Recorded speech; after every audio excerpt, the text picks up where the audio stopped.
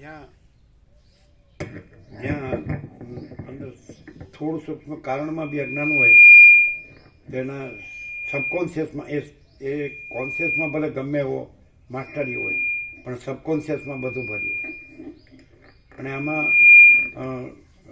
Unconscious, subconscious, subconscious, conscious ને super conscious એટલે સાક્ષી એ એકેય ન હોય. અનકોન્શિયસ, સબકોન્શિયસ, કોન્શિયસ અને સુપર કોન્શિયસ એકેય ન હોય. અને બસ એ અનંત સર્વત્ર નિત્ય પૂર્ણ પરમ દિવ્ય જ્યોતિ એ છે જો હેસ હોય. Infinite, omnipresent, eternal, absolute, supreme divine light એ જ હોય, બીજું કાંઈ ન હોય.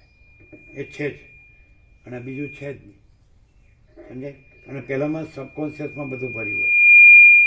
તો એ હવે એ સરળ શ્રવણ કેવી રીતે કરે તો એનું કામ થાય. સમજાય કે નહીં? કે કોઈ આભાસ નથી. સમષ્ટિ વ્યષ્ટિ કારણ સૂક્ષ્મ સ્થૂળ અને આખો પ્રકાશ છે એમ પ્રકાશ રહીને સાંભળે તો એનું સરળ શ્રવણ ઉગે. અને જો આભાસ રહીને એ ગમે એટલું પ્રકાશના શબ્દો પ્રકાશ પ્રકાશ એમ મગજમાં કર્યા કરે તો એ નહીં. હવે એ પ્રકાશ કઈ રીતે ડિટેક્ટ થાય એ જોવાનું કે પ્રકાશ પોતે છે એ આખો અનંત પૂર્ણ, બરાબર છે? એ અનંત અખંડ અભેદ કયો, નિરંજન નિરાકાર નિર્વિકાર કયો, એક જ અદ્વિતીય અનાદિ અનંત કયો, અનંત સંપૂર્ણ અનંત સર્વત્ર કયો, અપરિચ્છિન્ન કયો, તુર્યાતીત કયો. તો એ પ્રકાશ પોતે છે ત્યાંથી, એ પ્રકાશ છે ત્યાં રહીને ત્યાંથી કે આ પ્રકાશ છે અને એ પ્રકાશમાં આ આભાસ કાંઈ નથી, કોઈ આભાસ કાંઈ નથી. એવી રીતે સરળ શ્રવણ કરે તો એ તો રહ્યું જ છે. સમજાય? પણ સબકોન્શિયસમાં બધું ભરેલું રાખે અને પ્રકાશની બૂમો પાડ્યા કરે તો કાંઈ ન થાય. બોલો, છે નિત્ય નૂતન પ્રકાશ? ક્યાંથી આ ક્યાંથી આવે છે? આખો જે પ્રકાશ છે એ પોતે પ્રકાશ છે. તો એમ થાય તો કોઈ બી બોલી શકે. બોલી શકે એમાં ક્યાંય ને ક્યાંય આભાસ ભ્રાંતિ ને આખી એ ભ્રાંતિ જ હોય. ખબર પડે?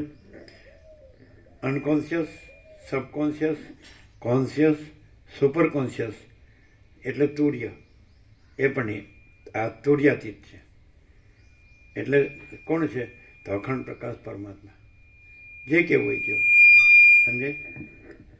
શબ્દ નથી, પ્રકાશ છે. સૂર્ય શબ્દ નથી પણ સૂર્ય છે. એમ અખંડ પ્રકાશ પરમાત્મા શબ્દ નથી અને અખંડ પ્રકાશ પરમાત્મા છે.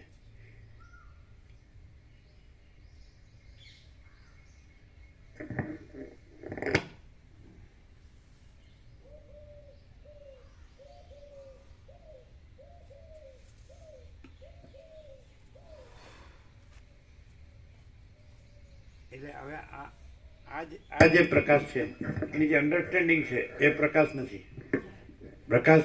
પ્રકાશ છે, એમાં કોઈ અન્ડરસ્ટેન્ડિંગ નથી. અન્ડરસ્ટેન્ડિંગ નિશ્ચય કહેવાય અને પ્રકાશ છે એને રિયાલિટી કહેવાય. સમજે?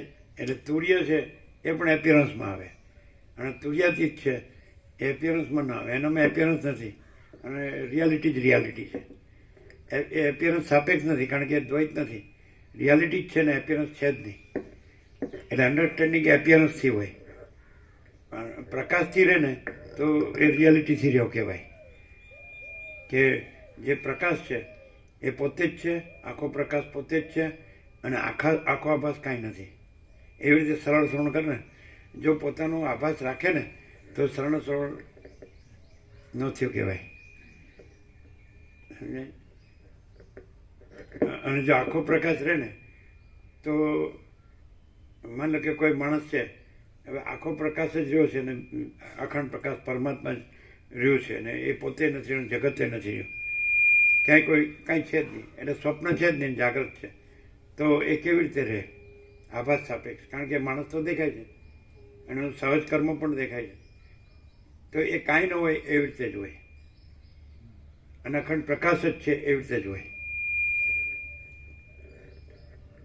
અને એનું આ ક્રાઇટેરિયા છે: અનંત પ્રકાશ, અનંત આનંદ, અનંત શાંતિ. છે ને?